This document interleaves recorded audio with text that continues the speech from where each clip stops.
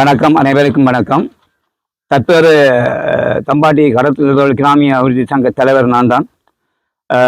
எமக்கு இந்த வாடி ஒரு பிரச்சனையாக இருக்கின்றது. அது சம்பந்தமாக உங்கள் அனைவருக்கும் தெரியப்படுத்துவதே எமது நோக்கம். அதுக்காக இந்த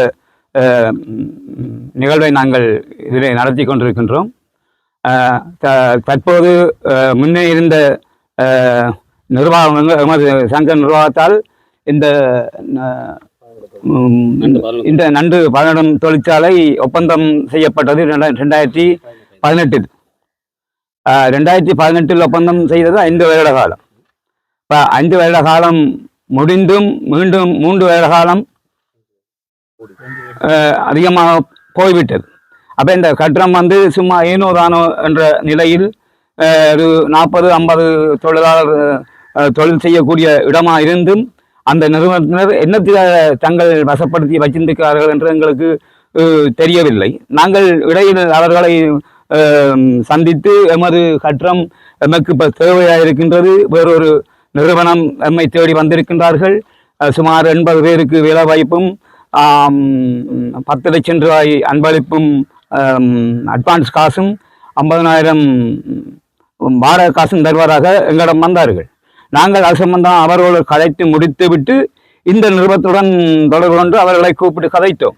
இப்படி ஒரு பிரச்சனை இருக்கின்றது. ஆகவே எங்களுக்கு இந்த கட்டணம் நீங்கள் காலாவதி முடிந்த கட்டணத்தை நீங்கள் எங்களிடம் ஒப்படைக்க வேண்டும் என்று அவர்கள் தங்கள் மேலிடங்களோடு கதைத்து விட்டு எங்களுக்கு பதிலளிப்பதாக போனவர்கள் தான்.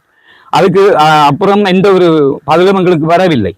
நாங்கள் எமது கட்டணம் எமது கிராமத்துக்கான சொந்த கட்டணம் அரசாங்க கட்டணமாக இருந்தாலும் தம்பாட்டி சங்கத்துக்குரிய கட்டணம் தான் இது. ஆகவே தம்பாட்டி சங்கம் எதுவும் செய்யலாம் என்ற வகையில் நாங்கள் அந்த நிறுவனத்தோடு ஒப்பந்தம் செய்து விட்டோம்.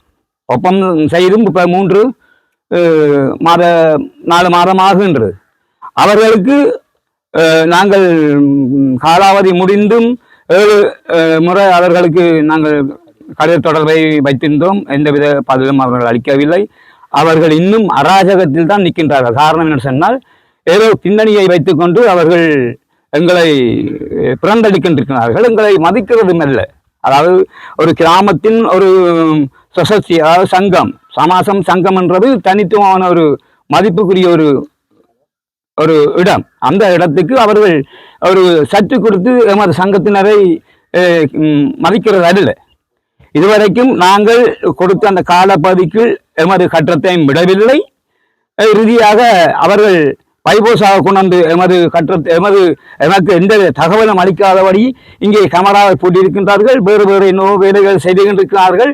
என்ன செய்கின்றார்கள் என்று இதுவரைக்கும் நமக்கு தெரியவில்லை. ஒரு 3-4 பேரை வைத்து இதுக்கு என்ன செய்யணும் என்றது எனக்கு ஒரு சந்தேகமாக இருக்கின்றது.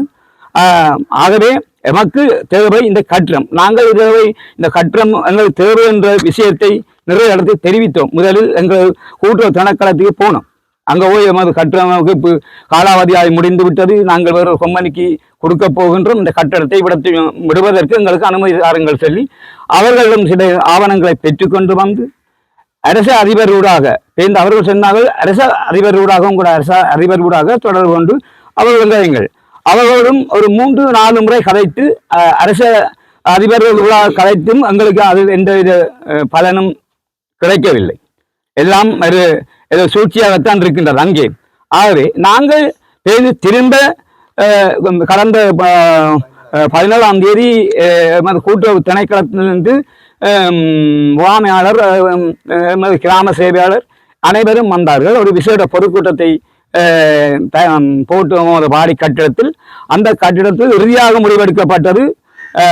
ஆணையாளர் நமக்கு கூறப்பட்ட விஷயம், நீங்கள் இதை போலீஸ் முறைப்பாட்டாக கொண்டு போங்க, இதை போலீஸ் முறைப்பாட்டாக கொண்டு போலீஸில் அடுத்த கட்டம் முறைப்பாடு செய்யுங்கள், அதுக்கு பிறகு என்னென்று பார்ப்போம். நாங்கள் நேற்றும் முந்தின நாளும் போலீஸில் தான் நின்றோம். இது சம்பந்தமாக நாங்கள் எந்தவித ஆதாயம் அற்ற ஒரு தொழிலாளர்கள்.